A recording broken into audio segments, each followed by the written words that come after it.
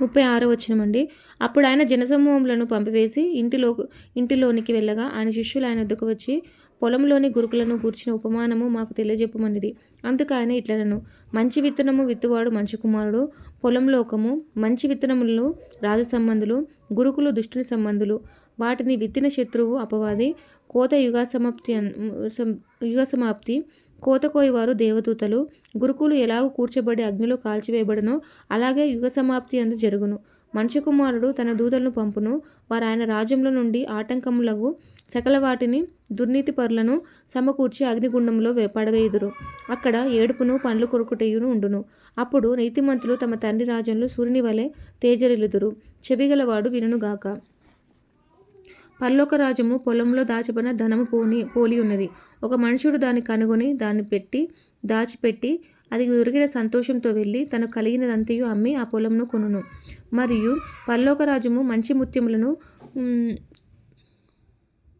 కొన వెదుకుచున్న వర్తకును పోలి ఉన్నది. అతడు అమూల్యమైన ఒక ముత్యమును కనుగొని పోయి తన కలిగినదంతయు అమ్మి దాన్ని కొనును. మరియు పరలోక రాజ్యము సముద్రంలో వేయబడిన నానా విధములైన చేపలను పట్టిన వలను పోలి ఉన్నది. అది నిండినప్పుడు దాని దరికి లాగి కూర్చుండి మంచి వాటిని గంపల్లో చేర్చి చెడ్డ వాటిని బయట పారవేయుదురు. అలాగే యుగ సమాప్తి అందును జరుగును. దేవదూతలు వచ్చి నీతిమంతుల నుండి దుష్టులను వేరుపరిచి వీరిని అగ్నిగుండంలో పడవేయుదురు. అక్కడ ఏడుపును పళ్ళు కొరుకుటయు ఉండును.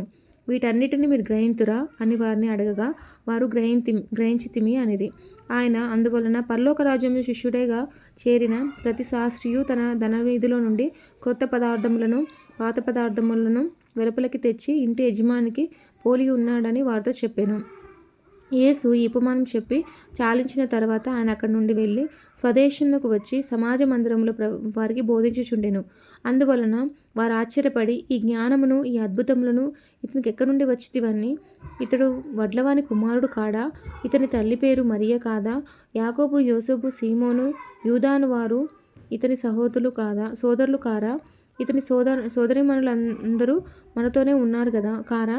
ఇతనికి ఈ కార్యములన్నీ ఎక్కడి నుండి వచ్చినని చెప్పుకొని ఆయన విషయమై అభ్యంతరపడిరి. అయితే యేసు ప్రవక్త తన దేశంలోనూ తన ఇంటను తప్ప మరి ఎక్కడైనను ఘనహీనుడు కాడని వారితో చెప్పాను. వారు అవిశ్వాసం బట్టి ఆయన అక్కడ అనేకమైన అద్భుతములు చేయలేదు. దేవుడిచ్చిన వాక్యం దీవించబడును గాక. ఆమేన్.